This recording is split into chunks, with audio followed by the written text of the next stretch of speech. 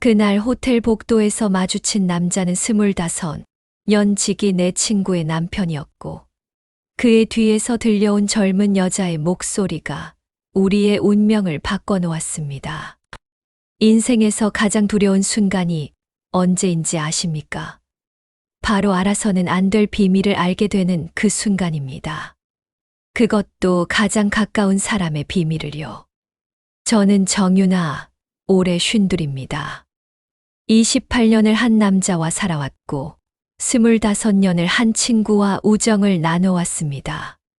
평범한 강남 아줌마였던 제 인생은 2008년 5월 어느 금요일 오후 단 3초 만에 완전히 달라졌습니다. 호텔 12층 복도. 갑자기 열린 객실 문. 그리고 그 안에서 나온 남자. 제 친구 서은채의 남편 강민우였습니다. 우리의 눈이 마주치는 순간 저는 알았습니다. 이 우연이 결코 우연으로 끝나지 않을 거라는 것을요. 그리고 그 예감은 정확했습니다. 그날 이후 우리는 서로의 가장 추악한 비밀을 공유하는 공범이 되었고, 그 비밀을 지키기 위해 더 큰 거짓말을 만들어냈습니다. 친구를 배신하고, 가족을 속이고, 결국 모든 것이 무너져 내리는 과정을 지켜봐야 했습니다. 이 모든 게 단 한 번의 우연한 만남에서 시작되었습니다. 2008년 5월 16일 금요일 오후 2시 30분. 저는 강남에 있는 그랜드 팰리스 호텔 로비에 서 있었습니다. 15년 만에 미국에서 돌아온 대학 동창을 만나기로 한 날이었어요. 남편 태수는 부산 출장이라며 이틀간 집을 비웠고, 아들 준혁이는 회사 일로 바빴습니다. 오랜만에 찾아온 온전한 제 시간이었죠. 결혼하고 아이 낳고 28년을 살다 보니 제 시간이라는 게 얼마나 귀한지 새삼 느꼈습니다. 호텔 로비는 평일 오후치고는 사람들이 많았습니다. 정장을 입은 비즈니스맨들, 명품 가방을 든 여자들, 캐리어를 끄는 외국인들. 그런데 뭔가 분위기가 묘했어요. 사람들의 시선이 어딘가 조급하고 불안해 보였습니다. 로비 한쪽 구석에서는 50대쯤 되어 보이는 남자가 20대로 보이는 젊은 여자와 낮은 목소리로 대화하고 있었는데, 여자가 남자의 팔에 매달리듯 애교를 부리는 모습이 보였습니다. 엘리베이터 앞에는 선글라스를 낀 여자가 계속 시계를 보며 누군가를 기다리고 있었고요. 이곳이 그저 비즈니스 호텔이 아니라는 걸 직감적으로 느꼈습니다. 1층 카페에서 친구를 기다리던 중 화장실에 가고 싶어졌는데, 카페 직원이 지금 고장이 나서 수리 중이라며 12층 연회장 쪽 화장실을 이용하라고 안내했습니다. 엘리베이터를 타고 12층에 도착했을 때 고급스러운 카펫이 깔린 조용한 복도가 나타났어요. 연회장 방향을 가리키는 표지판을 따라 걸었습니다. 복도 양옆으로는 객실 문들이 일렬로 늘어서 있었고, 전체적으로 너무 조용해서 제 구두 소리만 또각또각 울렸습니다. 화장실로 가는 길, 객실 문 하나가 갑자기 열렸습니다. 1203호. 그 문에서 한 남자가 나왔어요. 옅은 회색 셔츠에 검은색 바지. 그리고 얼굴을 보는 순간 저는 얼어붙었습니다. 강민우. 제 친구 은채의 남편이었습니다. 아니, 정확히는 제가 27살 때부터 알고 지낸 사람이었어요. 은채와 민우가 결혼한 게 23년 전이니까 정말 오래 알고 지낸 사람이었죠. 우리는 동시에 멈춰 섰습니다. 민우 씨의 얼굴의 당황스러움이, 제 얼굴에는 충격이 역력했을 겁니다. 그의 입이 벌어졌다, 닫혔다를 반복했어요. 뭐라고 말해야 할지 모르는 표정이었습니다. 그런데 바로 그 순간 객실 안에서 여자의 목소리가 들렸습니다. 오빠, 휴대폰 놓고 간다고 하는 젊은 목소리였어요. 20대 후반쯤 되어 보이는 발랄하면서도 애교 섞인 목소리. 그리고 오빠라는 호칭. 저는 그 목소리를 듣는 순간 모든 걸 이해했습니다. 민우 씨가 왜 여기 있는지, 왜 그렇게 당황하는지, 왜 얼굴이 새하얗게 질렸는지. 민우 씨의 시선이 제게 고정되어 있었습니다. 그의 눈에는 공포와 절박함이 가득했어요. 제발 아무 말도 하지 말아 달라는, 못 본 걸로 해달라는 무언의 애원이 담긴 눈빛이었습니다. 저는 본능적으로 고개를 돌렸어요. 그리고 아무 일 없다는 듯 화장실로 향했습니다. 뒤에서 민우 씨가 제 이름을 부르는 소리가 들렸지만 무시했습니다. 화장실 안으로 들어가 문을 잠그고 거울을 봤습니다. 제 얼굴은 창백했고 손은 떨리고 있었어요. 심장이 미친 듯이 뛰었습니다. 은채 언니, 제 가장 오랜 친구. 고등학교 1학년 때 같은 반이 되어서 지금까지 25해를 함께해 온 친구. 제 결혼식 때 들러리를 서주었고, 제가 준혁이를 낳았을 때 산후조리원에 매일 찾아와 준 친구. 제가 힘들 때마다 곁에 있어 준 제 인생에서 가족 다음으로 소중한 사람. 그런 친구의 남편이 지금 다른 여자와 호텔 객실에 있었습니다. 변기 뚜껑을 닫고 그 위에 앉았습니다.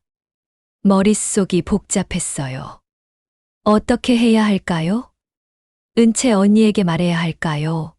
하지만 말하면 언니가 얼마나 상처받을까요? 23년을 함께 산 남편의 배신을, 그것도 20대 여자와의 바람을. 언니가 알면 견딜 수 있을까요? 아니면 차라리 모르는 게 나을까요? 하지만 모른 척하는 게 맞는 걸까요? 친구로서 진실을 알려줘야 하는 거 아닐까요? 한 10분쯤 화장실에 앉아 있었던 것 같습니다. 화장실을 나섰을 때 복도는 여전히 조용했어요. 민우 씨는 보이지 않았습니다. 아마 서둘러 나갔겠죠. 엘리베이터를 기다리는데 뒤에서 인기척이 났습니다. 돌아보니 민우 씨였어요. 그가 복도 끝에서 저를 향해 걸어오고 있었습니다. 잠깐만 이야기 좀 하자고 5분만 시간을 달라고 했습니다. 목소리가 떨리고 있었어요. 그의 눈빛이 절박했습니다. 양복 셔츠는 구겨져 있었고 머리도 약간 흐트러져 있었어요. 황급히 나온 티가 역력했습니다. 저는 잠시 망설이다가 고개를 끄덕였습니다. 거절할 수가 없었어요. 23년을 알고 지낸 사람인데, 그것도 제 친구의 남편인데. 우리는 복도 끝 비상구 쪽으로 걸어갔습니다. 사람이 없는 곳이었어요. 민우 씨가 은채한테는 말하지 말아 달라고 부탁했습니다. 단도직입적이었죠. 변명도 없이 바로 부탁부터 하더군요. 그는 회사 후배고 일 때문에 만난 거라며 얼버무렸지만 얼마나 뻔한 거짓말입니까? 일 때문에 만난다면 왜 호텔 객실이 필요한가요? 게다가 그 여자가 오빠라고 부르는데 무슨 일이란 말입니까? 저는 민우 씨에게 저한테 변명하지 말고 언니한테 하라고 말했습니다. 그가 제 팔을 붙잡으며 은채는 약한 사람이라 알면 못 견딜 거라고, 제발 비밀을 지켜달라고 애원했어요. 배신한 사람이 배신당한 사람을 걱정한다는 게 얼마나 우스운 일입니까? 그리고 약하다고요? 은채 언니가 약하다고요? 언니는 강한 사람입니다. 다만 사랑하는 사람의 배신을 받으면 누구나 약해지는 거죠. 저는 생각해 보겠다고 말하고 돌아서려고 했습니다. 하지만 민우 씨가 다시 저를 붙잡으며 물었습니다. 유나 씨는 여기서 뭘 하냐고. 그 질문에 제 심장이 철렁 내려앉았습니다. 순간적으로 식은땀이 났어요. 친구 만나러 왔다고, 카페 화장실이 고장나서 2층으로 올라왔다고 설명했습니다.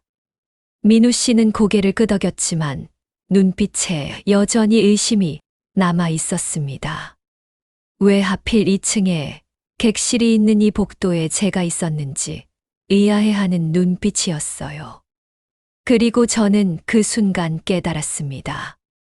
우리는 서로의 약점을 쥐게 되었다는 것을요. 민우 씨는 제가 자신의 비밀을 알고 있다는 사실이 두렵고, 저는 제가 이곳에 있었다는 사실 자체가 오해를 불러일으킬 수 있다는 걸 알았습니다. 만약 민우 씨가 은채 언니에게 그날 윤아도 그 호텔에 있었다고 말한다면 언니는 저를 어떻게 볼까요? 저는 서로 못 본 걸로 하자고 먼저 제안했습니다. 민우 씨도 동의했고요. 저도 오늘 일은 언니한테 말 안 할 테니 민우 씨도 제가 여기 있었다는 건 비밀로 해달라고 했습니다. 우리는 그렇게 묵계를 맺었습니다. 서로의 비밀을 지켜주기로.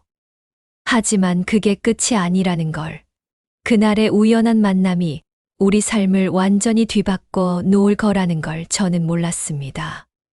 그날 이후로 일주일이 지났습니다. 저는 매일 밤 잠을 제대로 이루지 못했어요. 눈을 감으면 그날의 장면이 떠올랐습니다. 열린 객실 문, 당황한 민우 씨의 얼굴, 그리고 안에서 들려온 그 젊은 여자의 목소리. 오빠, 휴대폰 놓고 간다던 그 목소리가 귓가에 맴돌았습니다.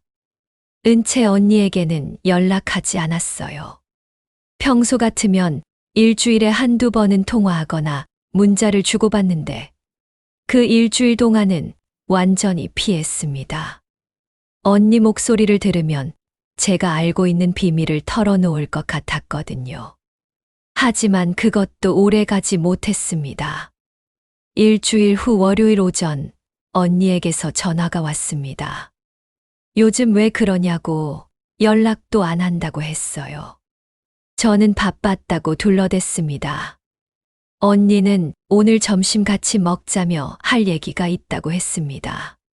거절할 수가 없었습니다. 더 피하면 이상하게 보일 것 같았어요. 압구정 쪽 새로 생긴 이탈리아 식당에서 12시 반에 만나기로 했습니다. 전화를 끊고 한숨을 쉬었습니다. 언니를 만나야 한다는 게 두려웠어요. 제 표정 관리를 할 수 있을까? 언니 앞에서 아무렇지 않은 척 할 수 있을까? 약속 장소에 도착했을 때 언니는 이미 와 있었습니다. 언니는 여전히 아름다웠어요. 50살이지만 꾸준한 피부 관리와 운동 덕분에 40대 중반처럼 보였습니다. 오늘도 역시 샤넬 트위드, 재킷에 에르메스 가방을 들고 있었어요. 강남 부유층 아줌마의 전형적인 모습이었습니다. 민우 씨가 건설회사 임원이라 경제적으로는 여유가 있었거든요. 자리에 앉아 메뉴를 보며 주문했습니다. 파스타와 샐러드, 그리고 와인. 평범한 점심이었어요. 하지만 분위기는 평범하지 않았습니다. 언니가 와인을 한 모금 마시고 말했습니다. 요즘 민우가 이상하다고요. 무엇이 이상하냐고 물으니 잘 모르겠지만 느낌이 이상하다고 했습니다. 예전엔 퇴근하면 거실에서 TV도 보고 그랬는데 요즘엔 바로 서재로 들어가서 문 잠그고 있다고요. 핸드폰도 예전엔 식탁 위에 막 놔뒀는데 요즘엔 화장실 갈 때도 들고 간다고 했습니다. 제 심장이 빠르게 뛰기 시작했습니다. 그리고 이상한 게 새벽에 문자 확인하는 거 봤다고 했어요. 언니는 자는 줄 알았나 봐요. 침대에서 일어나지도 않고 누워서 핸드폰 보면서 웃더라고요. 웃는 거 있지. 누가 보냈길래 새벽에 문자 보고 웃는 건지. 언니의 목소리가 떨리고 있었습니다. 혹시 민우가 다른 여자라도 있는 건 아닐까 하고 물었습니다. 그 질문에 저는 할 말을 잃었습니다. 어떻게 대답해야 할까요? 사실을 말해야 할까요? 아니면 거짓말을 해야 할까요? 저는 설마 그럴 리가 없다고 민우 오빠가 그런 사람 아니라고 말했습니다. 제 입에서 나온 건 거짓말이었습니다. 민우 씨는 바로 그런 사람이었으니까요. 하지만 친구를 지키고 싶었어요. 진실을 알면 언니가 너무 아플 것 같았습니다. 언니는 그렇겠지. 자기가 너무 예민한가 보다며 쓸쓸하게 웃었습니다. 결혼 23년 차인데 이제 무슨 일이 있겠냐고 했죠. 저도 그렇다고 대답했지만 언니는 확신하지 못했습니다. 여자의 직감이라는 게 있잖아요. 언니는 이미 뭔가 이상하다는 걸 느끼고 있었던 겁니다. 다만 확신을 못하고 있을 뿐이었죠. 식사를 마치고 헤어지면서 언니가 제 손을 꽉 쥐었습니다. 우리 오래 보자고. 남편이나 자식은 떠날 수 있어도 친구는 영원하다고 했습니다. 그 말이 제 가슴을 찔렀습니다. 친구는 영원하다. 하지만 저는 지금 친구를 속이고 있었습니다. 집으로 돌아오는 길 휴대폰이 울렸습니다. 모르는 번호였어요. 받았더니 강민우였습니다. 제 손에서 휴대폰이 떨어질 뻔했습니다. 어떻게 제 번호를 아냐고 물으니 은채 핸드폰에 저장되어 있었다고 했습니다. 죄송하지만 꼭 드릴 말씀이 있다며 만나자고 했어요. 저는 할 말 없다고 바쁘다고 거절했습니다. 하지만 민우 씨는 제발 만나달라고 중요한 얘기라고 했습니다. 무슨 얘기냐고 물으니 전화론 말할 수 없다고 했어요. 은채 관련된 일이라고, 아니 정확히는 제 남편 관련된 일이라고 했습니다. 제 심장이 멎는 줄 알았습니다. 제 남편이라고요? 무슨 말이냐고 물으니 태수 씨 말이라고 했습니다. 자기가 알아낸 게 있다고요. 뭘 알아냈냐고 다그쳐 물었더니 전화론 말 못한다고. 오늘 저녁 7시에 신사동 조용한 카페에서 만나자고 했습니다. 싫다고 했더니 민우 씨가 말했습니다. 태수 씨도 그날 그 호텔에 있었다고. 그 한마디에 제 세상이 멈췄습니다. 무슨 소리냐고 물었지만 민우 씨는 자세한 건 만나서 얘기하자며 장소를 문자로 보낸다고 했습니다. 전화가 끊겼습니다. 저는 한참을 멍하니 서 있었어요. 남편이 태수가 그날 그 호텔에 있었다고요. 그게 무슨 말입니까? 저녁 7시 신사동 뒷골목에 있는 작은 카페. 사람이 거의 없는 한적한 곳이었습니다. 민우 씨는 이미 와서 구석 자리에 앉아 있었어요. 평소보다 훨씬 초췌해 보였습니다. 저는 앉으라는 말에 아무 말 없이 그 앞에 앉았습니다. 커피를 주문할 여유도 없었어요. 빨리 알고 싶었습니다. 남편에 대한 이야기를. 무슨 소리냐고 우리 남편이 그날 호텔에 있었다니 무슨 말이냐고 물었습니다. 민우 씨가 설명하기 시작했습니다. 자기가 혹시 몰라서 확인을 해봤다고. 제가 정말 우연히 거기 있었는지 알고 싶어서 호텔에 아는 사람을 통해 그날 투숙객 명단을 봤다고 했습니다. 그랬더니 6층에 정태수 명의로 방이 잡혀 있었다고요. 오후 1시에 체크인해서 5시에 체크아웃했다고 했습니다. 민우 씨가 휴대폰을 꺼내서 사진을 보여줬습니다. 사진에는 호텔 투숙객 명단이 찍혀 있었고 거기에 남편 이름이 선명하게 보였어요.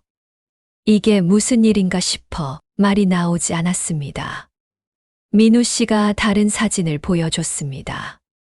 CCTV 화면을 캡처한 듯한 흐릿한 사진이었어요. 호텔 복도. 시간은 오후 2시 15분. 그리고 거기에 남편 태수가 어떤 여자와 함께 걸어가고 있었습니다. 제 남편이었어요. 분명히 태수였습니다. 그 특유의 걸음걸이, 뒷모습. 틀림없었어요. 저 여자가 누구냐고 물으니 얼굴이 잘 안 보인다고 했습니다. 선글라스를 쓰고 있고 머리로 가려져 있다고요. 사진 속 여자는 키가 크고 날씬했습니다. 긴 머리에 몸매가 좋았어요. 나이는 30대 초반쯤 되어 보였습니다. 민우 씨가 그날 태수 씨가 출장 간다고 하지 않았냐고 물었습니다. 저는 고개를 끄덕였습니다. 부산 출장이라고 했다고, 이틀간 간다고 했다고 대답했습니다. 민우 씨가 말했습니다. 거짓말이었던 거라고. 제 손이 떨렸습니다. 남편의 배신. 28년을 함께 산 남자가 저를 속이고 다른 여자를 만났다는 겁니까? 민우 씨가 조심스럽게 말했습니다. 우리 둘 다 같은 처지라고, 배우자가 바람 피우고 있는 거라고요. 그래서 제안한다고 서로 비밀을 지켜주자고 했습니다. 자기도 태수 씨 일을 은채한테 말 안 할 테니까 저도 자기 일을 말하지 말라고요. 그게 무슨 거래입니까? 서로의 배우자 바람을 묵인해 주자는 건가요? 저는 그럼 우리 둘 다 속고 사는 거냐고 물었습니다. 민우 씨는 말했습니다. 적어도 가정은 지킬 수 있다고. 우리 나이가 몇인데 이 나이에 이혼하면 뭐가 남냐고요. 냉정하지만 현실적인 말이었습니다. 쉰이 넘어서 이혼하면 정말 뭐가 남을까요? 제게는 준혁이가 있지만 아들도 이제 26이에요.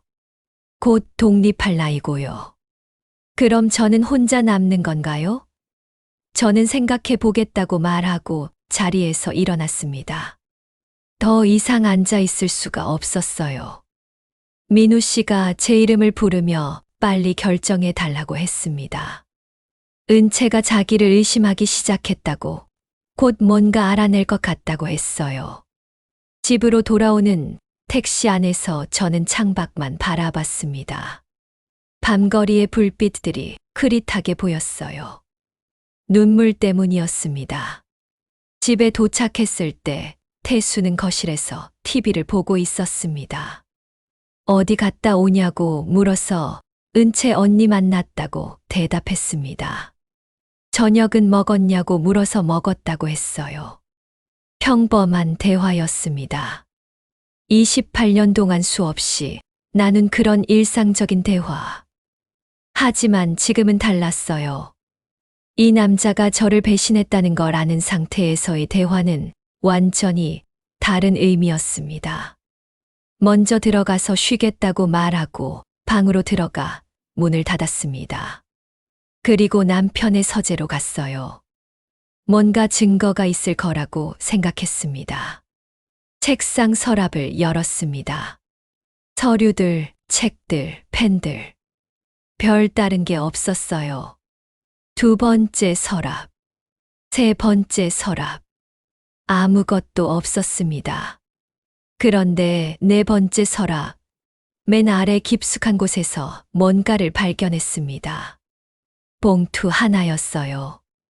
열어봤습니다. 안에는 신용카드 명세서가 들어 있었습니다. 최근 석 달치. 그리고 그 안에는 호텔 숙박비, 레스토랑 식사비, 여성 의류 구매, 액세서리 구매, 꽃 배달비가 적혀 있었습니다. 제 손이 떨렸습니다. 금액도 어마어마했어요. 호텔 숙박비만 매번 30만 원에서 50만 원.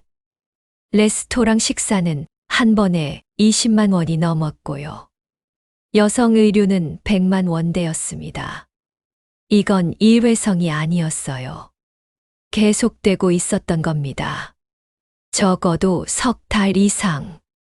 어쩌면 더 오래됐을지도 몰라요. 저는 명세서를 들고 거실로 나갔습니다. 태수는 여전히 소파에 앉아 TV를 보고 있었어요. 이게 뭐냐며 명세서를 그의 앞에 던졌습니다. 태수가 깜짝 놀라며 명세서를 봤어요. 그리고 얼굴이 하얗게 질렸습니다. 변명하려 했지만 저는 누구냐고 당신이 만나는 여자가 누구냐고 소리쳤습니다. 태수는 아무도 아니라고 거짓말했지만 저는 이 모든 영수증이 뭐냐고, 호텔비, 식사비, 옷값이 다 뭐냐고 따져 물었습니다. 태수는 아무 말도 하지 못했습니다. 저는 말했습니다. 그날 부산 출장 간다고 했다고, 거짓말이었다고, 호텔에 있었다고, 다른 여자랑 있었다고 소리쳤습니다. 태수가 어떻게 알았냐고 놀란 눈으로 저를 봤습니다. 어떻게 아는지는 중요하지 않다고, 중요한 건 당신이 나를 배신했다는 거라고 말했습니다. 그날 밤 우리는 처음으로 큰 싸움을 했습니다. 28년 결혼 생활에서 가장 큰 싸움이었어요. 다음 날 아침 태수는 출근도 하지 않고 집에 있었습니다. 밤새 서재에서 잠을 잤는지 눈이 퉁퉁 부어 있었어요. 태수가 조심스럽게 말을 걸었습니다. 미안하다고, 정말 미안하다고 했어요. 저는 미안하다는 말로 끝날 문제냐고 물었습니다. 태수는 자기도 어쩌다가 이렇게 됐는지 모르겠다고, 처음엔 정말 아무 생각 없었다고, 그냥 회사 회식에서 만난 사람이었다고 변명했습니다. 하지만 저는 듣고 싶지 않다며 말을 끊었습니다. 누구냐고 물으니 회사 거래처 직원이라고 했습니다. 나이는 32이라고요. 20살 차이였습니다. 제 나이의 3분의 2 정도밖에 안 되는 여자였어요. 얼마나 됐냐고 물으니 석 달, 아니 넉 달 정도라고 했습니다. 계속 만날 거냐고 물으니 태수는 대답하지 못했습니다.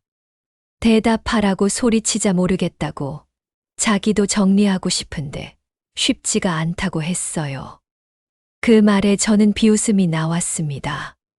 정리가 안 된다고요? 그럼 이혼할까요? 태수는 그건 안 된다고 말을 흐렸습니다.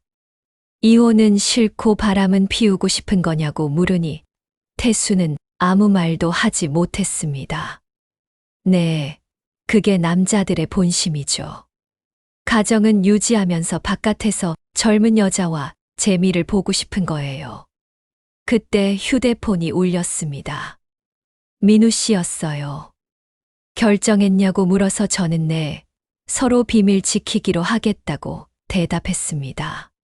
민우 씨가 고맙다고 하더니 한 가지 더 부탁이 있다고 했습니다. 무슨 부탁이냐고 물으니 우리 서로 도와줄 수 있을 것 같다고, 배우자들 조사하는 거라고 했어요.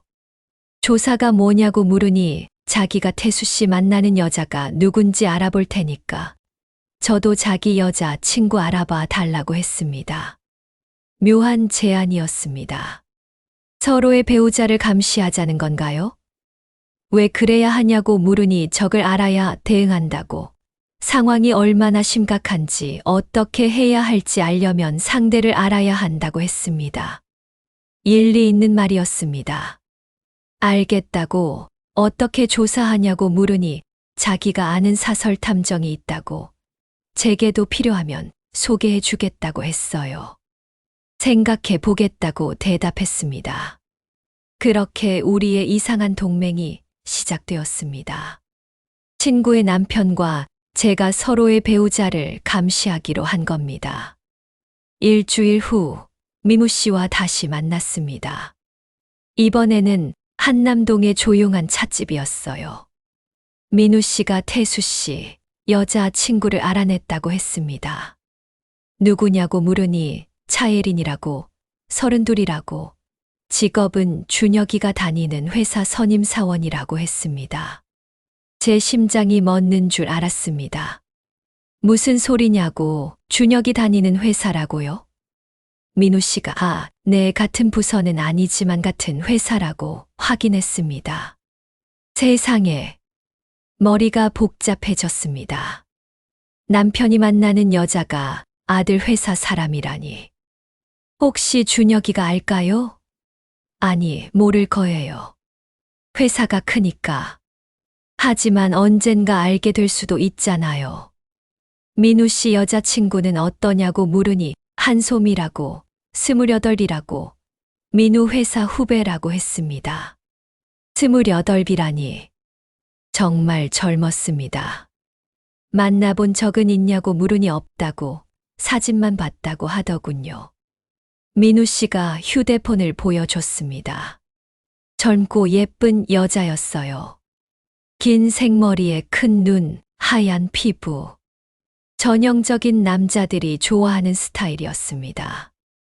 예쁘다고 말하니 민우 씨가 네, 라고만 짧게 대답했습니다. 은채 언니는 모르죠. 라고 확인하니 당연히 모른다고, 유나 씨가 말하지 않는 한 모른다고 했어요. 우리는 서로를 쳐다봤습니다. 우리는 공범이 되어 있었어요. 서로의 배우자, 바람을 알고 있으면서도 배우자들에게는 말하지 않는, 그리고 서로의 비밀을 지켜주는 대가로 상대방의 비밀도 지켜받는. 민우 씨가 제안했습니다. 우리 정기적으로 만나서 정보 교환하면 어떻겠냐고요. 정기적으로냐고 되묻자 네, 일주일에 한두 번씩 상황을 공유하고 대책도 논의하자고 했습니다. 생각해보니 나쁘지 않았습니다.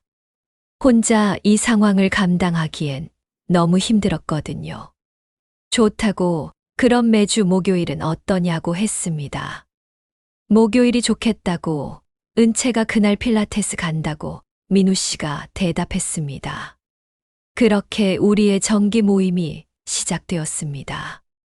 매주 목요일 오후 다른 카페에서 만나 정보를 교환했어요. 태수와 예린의 만남 빈도, 민우 씨와 소미의 통화 시간, 누가 누구에게 선물을 샀는지, 어디서 만났는지. 묘하게도 이 만남들이 저에게는 위로가 되었습니다. 혼자 감당하기엔 너무 힘든 일이었거든요. 민우 씨도 마찬가지였을 거예요. 우리는 서로에게 어떻게 지내냐고, 배우자와의 관계는 어떠냐고 물었습니다. 저는 냉전이라고, 말도 거의 안 하고 각방 쓰고 있다고 대답했습니다. 민우 씨는 아직 같은 방 쓰는데 분위기가 완전 싸하다고 했어요. 우리는 서로의 고통을 나눴습니다. 그리고 점점 친해졌어요. 물론 불편한 친밀함이었습니다. 우리는 서로의 배우자를 통해 연결되어 있었으니까요. 어느 날 민우 씨가 심각한 표정으로 말했습니다. 은채가 사설 탐정을 고용했다고요. 자기를 미행하는 사람을 발견했다고, 확인해 보니 은채가 고용한 사람이라고 했습니다. 그럼 우리 만나는 것도 다 찍혔을 거라고 말하니 민우 씨가 아마 그럴 거라고 대답했습니다. 최악의 상황이었습니다. 사흘 후 예상했던 일이 벌어졌습니다. 은채 언니에게서 급한 전화가 왔어요. 지금 당장 나오라고, 우리 집 앞 카페로 오라고 했습니다. 목소리가 떨리고 있었습니다. 분노와 슬픔이 섞인 목소리였어요. 무슨 일이냐고 물으니 와보라고, 보여줄 게 있다고만 말하고 전화를 끊었습니다. 제 심장이 빠르게 뛰었어요. 들켰구나. 언니가 알아낸 거구나. 서둘러 준비하고 나갔습니다. 은채 언니네 집은 청담동에 있었어요. 30분 정도 걸려서 도착했습니다. 카페에 들어서자마자 언니가 보였어요. 구석 자리에 앉아 있었는데 얼굴이 창백했습니다. 눈은 붉게 충혈되어 있었고요. 제가 다가가자 언니가 가방에서 봉투 하나를 꺼냈습니다.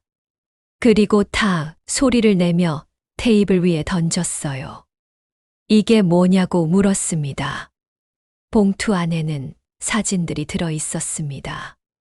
저와 민우 씨가 카페에서 만나는 사진, 찻집에서 마주 앉아 대화하는 사진, 그리고 호텔 로비에서 함께 걸어 들어가는 사진. 언니가 설명하라고 했습니다. 왜 내 남편이랑 몰래 만나는 거냐고 소리쳤어요. 저는 오해라고, 이건 언니가 생각하는 그런 게 아니라고 말했습니다. 하지만 언니는 그럼 뭐냐고, 일주일에 두세 번씩 만나고 호텔까지 같이 가는 게 뭐냐고 따져 물었습니다. 호텔 사진.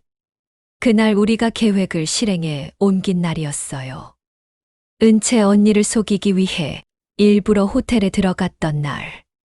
하지만 그걸 어떻게 설명하죠? 저는 진짜 아니라고, 우리는 그냥 이라고 말을 흐렸습니다.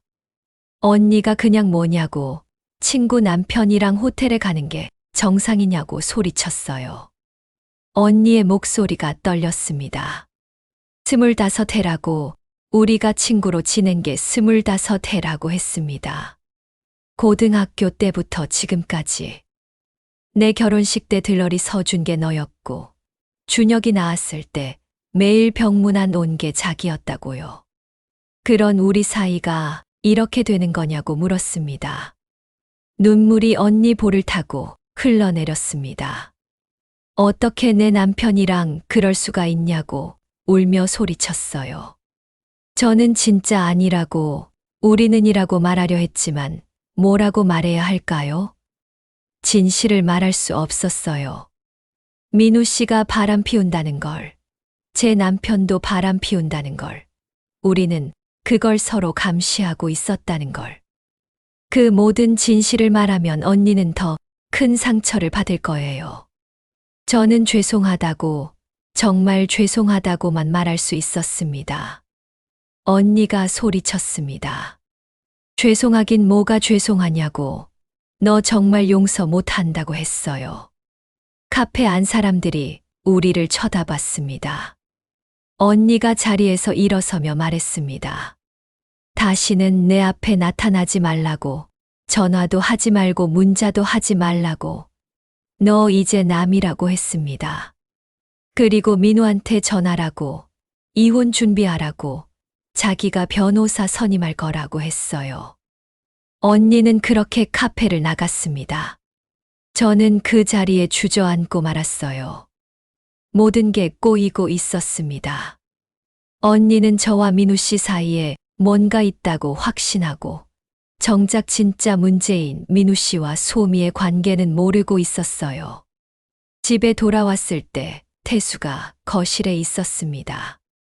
왜 그러냐고, 얼굴이 왜 그러냐고 물었습니다. 저는 소파에 앉아 태수를 똑바로 쳐다봤습니다. 할 말이 있다고, 저 바람 폈다고 말했습니다. 태수의 얼굴이 굳었습니다. 무슨 소리냐고 물어서 은채 오빠랑이라고, 민우 오빠랑 바람 폈다고 말했습니다. 거짓말이었습니다. 하지만 어쩔 수 없었어요. 태수의 죄책감을 자극해서 더 이상 저를 추궁하지 못하게 만들어야 했습니다. 태수는 믿을 수 없다는 표정이었습니다. 제가 말했습니다. 뭐라고 하실 거냐고, 당신도 그랬다고, 예린이라는 여자랑 그랬다고요. 태수는 아무 말도 하지 못했습니다. 자기 죄책감 때문에 저를 비난할 수 없었던 거죠. 저는 말했습니다. 그러니까 우리 서로 모르는 걸로 하자고, 당신 일도 내 일도 모른 척하고 그냥 이대로 살자고요. 겉으로는 평범한 부부처럼. 태수가 물었습니다. 정말 그렇게 살 수 있냐고. 저는 당신이 먼저 시작한 거라고 대답했습니다. 태수는 한참을 말없이 저를 쳐다보다가 고개를 끄덕였습니다. 알겠다고, 그렇게 하자고요. 묘한 균형이 잡혔습니다. 우리 부부는 서로를 속이고 있다고 믿었고, 그래서 서로를 추궁할 수 없었어요. 하지만 진실은 달랐습니다. 저와 민우 씨 사이엔 아무 일도 없었고, 정작 진짜 문제들은 여전히 숨겨진 채였으니까요. 오해가 고착화된 상태로 한 달이 지났습니다. 은채 언니와는 완전히 연락이 끊겼어요. 민우 씨는 언니가 정말로 이혼 변호사를 선임했다며 걱정했습니다. 어떻게 해야 하냐고 물으니 저도 모르겠다고, 진실을 말할 수도 없고 라고 대답했습니다. 민우 씨는 이대로 가면 정말 이혼하게 생겼다고 했어요. 그럼 진실을 말하라고 소미 씨랑 바람 피운 거 말하라고 했더니 그럼 저도 태수 씨 일을 말해야 한다고 했습니다. 우리는 서로를 쳐다봤습니다. 꼬여도 너무 꼬인 상황이었어요. 그런데 그때 더 큰 문제가 터졌습니다. 어느 토요일 저녁 준혁이가 집에 왔습니다. 평소와 달리 표정이 심각했어요. 할 말이 있다고 해서 거실 소파에 셋이 앉았습니다. 무슨 일이냐고 물으니 준혁이가 결혼하려고 한다고, 여자친구가 있는데 임신했다고 말했습니다. 처음엔 잘못 들은 줄 알았습니다. 무슨 소리냐고 다시 물으니 결혼이라고, 여자친구가 임신했다고 반복했습니다. 세상이 무너지는 것 같았습니다. 지금 무슨 소리냐고, 넌 아직 26이라고 소리쳤습니다. 준혁이는 안다고, 근데 어쩔 수 없다고, 아기가 생겼다고 말했어요. 태수가 벌떡 일어나서 안 된다고, 절대 안 된다고 소리쳤습니다. 태수의 반응이 이상했어요. 너무 격렬했습니다. 준혁이가 왜냐고, 임신했으면 결혼해야 하는 거 아니냐고 물었습니다. 태수가 누구냐고, 상대가 누구냐고 다그쳐 물었습니다. 준혁이가 대답했습니다. 회사 선배라고, 이름은 차예린이라고, 32이라고요. 그 이름을 듣는 순간 저는 숨이 막혔습니다. 차예린. 태수가 만나던 그 여자. 설마 같은 사람인가요? 태수의 얼굴을 봤습니다. 새하얗게 질려 있었어요. 역시 같은 사람이었습니다. 태수가 안 된다고, 그 여자랑은 절대 안 된다고 소리쳤습니다. 준혁이가 왜 안 되냐고, 왜냐고 물었지만 태수는 그냥 안 된다고, 너무 나이 차이가 난다고만 말했습니다. 준혁이가 나이가 문제냐고, 사랑하는 데라고 목소리를 높였습니다. 태수가 소리쳤습니다. 너 그 여자 뭘 알고 사랑한다고 그러냐고. 준혁이가 아빠는 뭘 아냐고, 예린 누나 만나본 적도 없으면서 라고 대답했습니다. 태수는 할 말을 잃었습니다. 만나봤죠. 그것도 아주 깊은 관계로. 제가 끼어들었습니다. 준혁아, 그 여자에 대해 확실히 아는 거냐고, 정말 믿을 수 있는 사람이냐고 물었습니다. 준혁이는 당연하다고, 사귄 지 6개월 됐다고, 예린 누나는 착하고 좋은 사람이라고 대답했습니다. 6개월.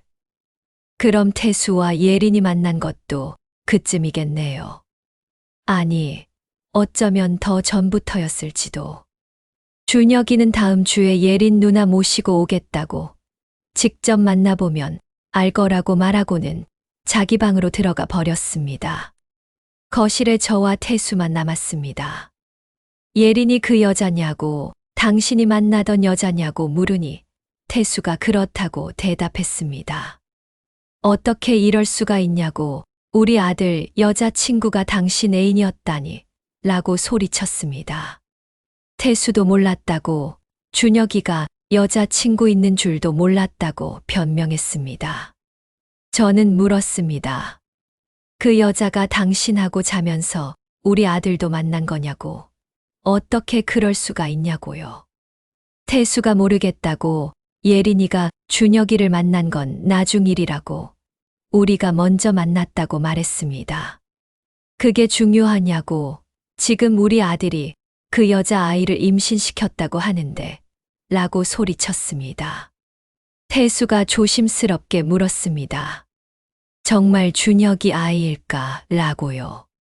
그 말에 저는 온몸에 소름이 돋았습니다. 설마라고 말하니 태수가 시기상으로 애매하다고 했습니다. 자기가 예린이랑 마지막으로 만난 게 넉 달 전이라고, 지금 임신 석 달이라면 확실하지 않다고요. DNA 검사를 해봐야 안다고 말했습니다. 제 머릿속이 복잡해졌습니다. 만약 그 아이가 태수의 아이라면 준혁이는 자기 동생을 아들로 키우게 되는 건가요? 이게 무슨 막장 드라마 같은 상황입니까? 어떻게 할 거냐고 물으니 태수는 모르겠다고 일단 예린이를 만나봐야겠다고 말했습니다. 다음 날 태수는 예린에게 따로 만나자고 연락했습니다. 저도 함께 가겠다고 했어요. 우리 셋이 만난 곳은 강남역 근처 조용한 찻집이었습니다. 예린은 생각보다 평범한 여자였어요. 예쁘장하지만 화려하진 않고 차분한 인상이었습니다. 하지만 그 눈빛에서 뭔가 계산적인 느낌이 들었어요. 예린이 어머님 아버님 처음 뵙겠다며 공손하게 인사했습니다. 앉으라고 해서 셋이 마주 앉았습니다. 침묵이 흘렀어요. 태수가 먼저 입을 열어 물었습니다. 그 아이 정말 준혁이 아이가 맞냐고. 예린의 얼굴이 잠깐 굳었습니다. 아주 짧은 순간이었지만 저는 놓치지 않았어요. 예린이 물론이라고 준혁이 아이라고 대답했습니다. 확실하냐고 다시 물으니 네, 왜 그러냐고 되물었습니다. 태수가 혹시 다른 남자는 없었냐고, 준혁이 만나기 전이나 만나는 중에 다른 남자는 없었냐고 물었습니다. 예린은 잠시 망설이는 것 같더니 고개를 저으며 없었다고 준혁이가 처음이라고 말했습니다. 거짓말이었습니다. 뻔히 거짓말인데 태연하게 하는 모습에 저는 분노가 치밀었어요. 제가 말했습니다. 예린 씨, 우리한테 솔직하게 말하라고. 안 그러면 DNA 검사할 거라고요. 그 말에 예린의 얼굴이 변했습니다. DNA 검사냐고, 왜냐고, 절 의심하는 거냐고 물었습니다. 저는 의심하는 게 아니라 확인하고 싶은 거라고 대답했습니다. 예린은 한참을 우리를 쳐다보다가 입을 열었습니다. 알았다고, 사실은 준혁이 오빠 전에 다른 사람을 만난 적 있다고 인정했습니다. 누구냐고 물으니 회사 상사였다고. 근데 그분은 결혼한 사람이라 정리했다고. 그리고 준혁이 오빠 만난 거라고 설명했습니다. 그 상사가 누구냐고 물으니 예린은 대답하지 않았습니다. 태수를 힐끗 쳐다보더군요. 말할 수 없다고, 그분 가정이 있으니까 라고 했습니다. 제가 물었습니다. 그 사람 아이일 수도 있다는 거냐고. 예린이 아니라고, 시기상 준혁이 오빠 아이가 맞다고, 확실하다고 말했습니다. 하지만 그 눈빛은 확신에 차 있지 않았습니다. 집에 돌아온 후 저는 민우 씨에게 연락했습니다. 상황을 설명하고 도움을 요청했어요. 예린이란 여자 조사해 달라고, 과거부터 현재까지 조사해 달라고, 뭔가 수상하다고 말했습니다. 일주일 후 민우 씨가 충격적인 정보를 가지고 왔습니다. 이거 보라며 건넨 서류에는 예린의 과거가 적혀 있었습니다. 5년 전 결혼 사기로 고소당한 기록이 있었어요. 부유한 남자들에게 접근해서 임신했다고 거짓말하고 돈을 뜯어낸 전과가 있었습니다. 이게 진짜냐고 물으니 민우 씨가 그렇다고, 실제로 기소는 안 됐지만 고소는 들어갔다고, 합의금 주고 무마됐다고 설명했습니다. 그럼 지금도 그런 거냐고 물으니 그럴 가능성이 높다고 했습니다. 태수 씨를 만나다가 더 젊고 순진한 준혁이를 발견한 거라고, 태수 씨한텐 돈을 뜯어낼 수 없으니까 아들 쪽으로 타겟을 바꾼 거라고 설명했어요. 아이는 어떻게 되는 거냐고 물으니 정말 임신했는지도 확실하지 않다고, 임신 테스트기 조작할 수 있다고 말했습니다. 저는 분노로 온몸이 떨렸습니다. 이 여자가 우리 준혁이를 낳고 말하니 민우 씨가 어떻게 할 거냐고 물었습니다. 당연히 막아야 한다고, 결혼 못하게 해야 한다고 대답했습니다. 하지만 준혁이한테 뭐라고 말할 거냐고 민우 씨가 물었습니다. 그게 문제였습니다. 준혁이에게 진실을 말하면 아버지의 바람도 드러나고 예린의 정체도 드러나고 모든 게 무너질 거예요. 저는 예린을 직접 만나야겠다고 말했습니다. 다음 날 저는 예린을 따로 불러냈습니다. 조용한 카페였어요. 무슨 일로 부르셨냐고 물어서 우리 솔직하게 이야기하자고 말했습니다. 예린 씨 과거 안다고, 결혼 사기 전과 안다고 말했습니다. 예린의 얼굴이 창백해졌습니다. 그게 어떻게라고 말을 흐리길래 저는 말했습니다. 그리고 우리 남편하고 만난 것도 안다고, 거짓말하지 말라고, 증거 다 있다고요. 민우 씨가 준 서류들을 예린 앞에 던졌습니다. 호텔 CCTV 사진, 통화 기록, 과거 범죄 기록. 이 모든 걸 준혁이한테 보여줄까요? 아니면 경찰에 신고할까요? 라고 물었습니다. 예린은 한참을 서류를 바라봤습니다. 그러다가 천천히 입을 열어 물었습니다. 얼마 주실 건데요? 라고. 무슨 소리냐고 되묻자 얼마 주면 준혁이한테서 손 떼냐는 거라고 했습니다. 이 여자는 끝까지 돈이 목적이었습니다. 3천만 원이라고 말하니 너무 적다며 최소 5천만 원은 돼야 한다고 했습니다. 4천만 원이라고, 이게 마지막이라고, 더 원하면 준혁이한테 다 말하고 법적으로 해결할 거라고 말했습니다. 예린은 잠시 생각하더니 고개를 끄덕였습니다. 알겠다고, 4천만 원 주면 준혁이한테 자기가 헤어지자고 하겠다고 약속했습니다. 아기는 어떻게 되냐고 물으니 예린이 대답했습니다. 처음부터 없었다고, 임신 테스트기 조작한 거라고요. 역시 그랬습니다. 저는 분노가 치밀었지만 참았어요. 당신 같은 사람이 어떻게 그렇게 태연하게 거짓말을 할 수 있냐고. 우리 아들이 당신을 얼마나 사랑하는데 라고 소리쳤습니다. 예린이 비웃었습니다. 사랑이라고요? 어머님도 아시잖아요. 사랑이 뭐 먹여 살리냐고.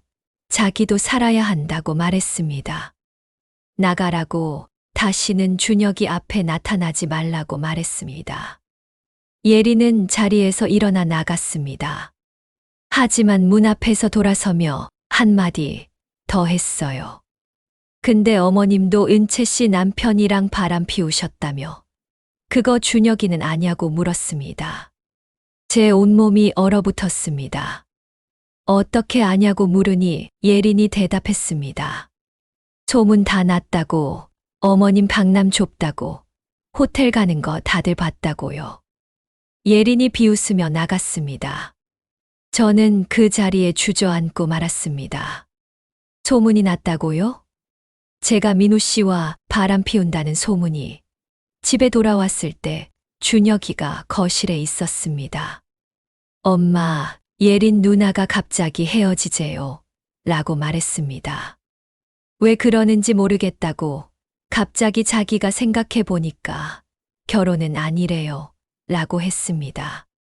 아기도 없대요. 거짓말이었대요. 라고 말하며 준혁이의 눈에서 눈물이 흘렀습니다. 엄마, 전 정말 예린 누나를 사랑했는데. 라고 울먹였습니다. 제 가슴이 찢어지는 것 같았습니다. 아들을 지키긴 했지만 아들의 마음에 큰 상처를 남겼어요. 그날 밤 모든 게 터졌습니다. 초인종이 울렸습니다. 밤 11시였는데 누가 왔을까요?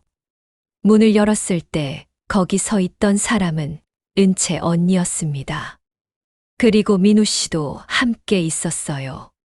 언니가 들어오며 우리 이야기 좀 하자고 말했습니다. 네 사람은 거실에 둘러앉았습니다. 침묵이 흘렀어요. 언니가 먼저 말을 꺼냈습니다. 저희 이혼하기로 했다고요. 민우가 다른 여자 만났다고, 28살짜리 회사 후배를 만났다고, 도저히 용서가 안 된다고 말했습니다. 민우 씨가 언니에게 진실을 말한 겁니다. 근데 말이야, 유나야, 라며 언니가 저를 똑바로 쳐다봤습니다. 너하고 민우는 아무 일도 없었다는 거 안다고 말했습니다.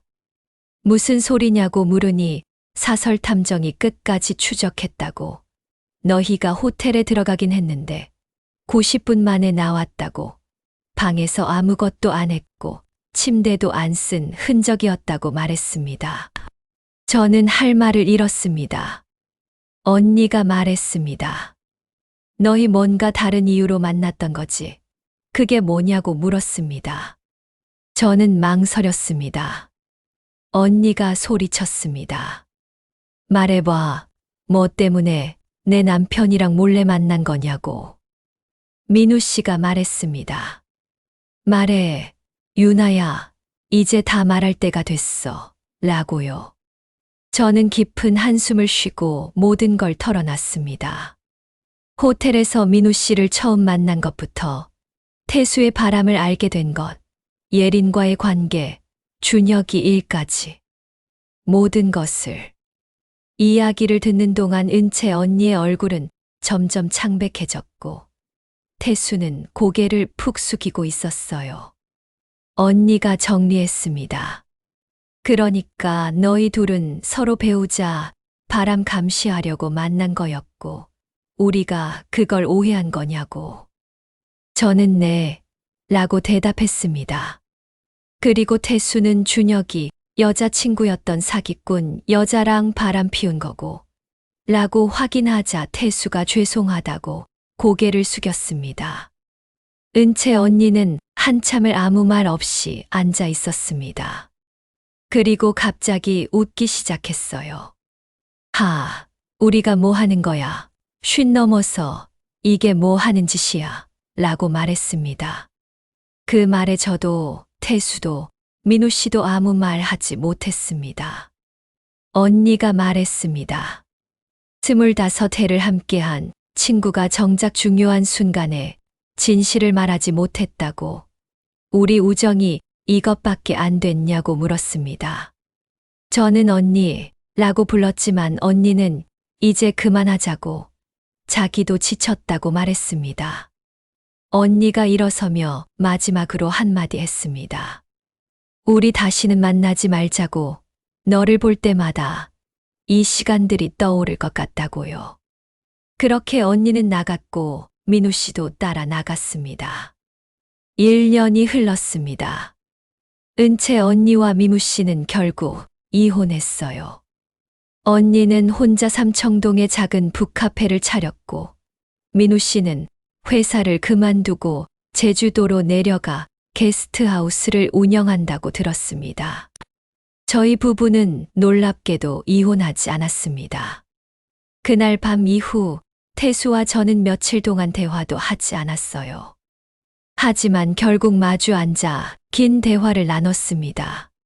태수가 말했습니다.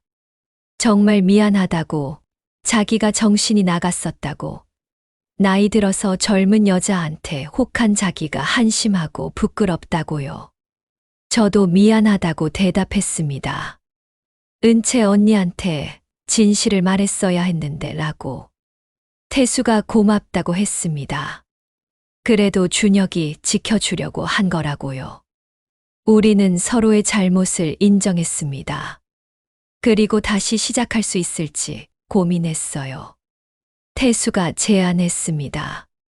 우리 상담 받아보자고, 부부 상담을 받아보자고요. 이대로는 안 될 것 같다고, 전문가 도움이 필요하다고 말했습니다. 그렇게 우리는 부부 상담을 받기 시작했습니다. 쉬운 과정은 아니었어요. 서로에 대한 불신, 배신감, 상처를 다루는 게 힘들었습니다. 하지만 조금씩 나아졌어요. 준혁이는 예린과의 일로 한동안 힘들어했지만 지금은 회사에서 만난 동갑내기 여자와 사귀고 있다고 합니다. 이번엔 좋은 사람이었으면 좋겠어요. 어느 가을날 저는 우연히 은채 언니의 북카페 앞을 지나게 되었습니다. 1년 만이었어요. 들어갈까 말까 고민하다가 결국 문을 열었습니다. 언니가 놀란 얼굴로 저를 봤습니다. 유나야, 라고 부르며 앉으라고 했습니다. 우리는 1년 만에 마주 앉았습니다. 어떻게 지내냐고 물으니 그냥 그렇다고, 언니는 어떠냐고 되물으니 나도 그냥 이라고 대답했습니다. 침묵이 흘렀습니다. 하지만 예전처럼 불편한 침묵은 아니었어요. 언니가 말했습니다. 미안해. 그때 너무 심하게 굴었지. 라고요. 저는 아니라고, 제가 잘못한 거라고 대답했습니다. 언니가 말했습니다. 아니야. 내가 생각해봤는데 넌 날 지키려고 한 거잖아. 진실을 말하면 내가 더 아플 거라고 생각해서라고요. 하지만 결과적으로 라고 말을 흐리니 언니가 계속 말했습니다. 결과적으로 우리 모두 망가졌지. 근데 있잖아. 그게 꼭 나쁜 것만은 아닌 것 같아. 라고요. 무슨 말이냐고 물으니 언니가 설명했습니다. 망가지고 나서야 진짜 중요한 게 뭔지 알게 됐다고. 자기는 민우 없이도 살 수 있다는 것도 알았고, 내 인생을 내가 살아야 한다는 것도 알았다고요. 언니가 웃었습니다. 1년 전과는 다른 조금 더 성숙한 미소였어요. 이 카페도 그렇게 시작한 거라고. 남편 돈으로 사는 게 아니라 내 힘으로 뭔가 해보고 싶어서 라고 말했습니다. 잘 됐다고 말하니 언니가 물었습니다. 너는 어때? 퇴수하고 라고요. 상담받으면서 천천히 회복하고 있다고. 쉽진 않지만 이라고 대답했습니다. 언니가 그래, 쉬운 일은 아니지. 라며 고개를 끄덕이더니 물었습니다. 유나야, 우리 다시 시작할 수 있을까? 친구로, 라고요. 그 말에 제 눈에서 눈물이 났습니다. 정말이냐고 물으니 언니가 그렇다고 대답했습니다. 25해를 함께한 친구야. 한 번의 실수로 다 버리긴 아깝잖아. 라고 말했습니다. 고맙다고, 정말 고맙다고 말했습니다. 우리는 그렇게 다시 연결되었습니다. 예전처럼은 아니었어요. 여전히 조심스럽고 완전히 믿지는 못했습니다. 하지만 그것도 괜찮았어요. 우리는 완벽하지 않은 인간이니까요.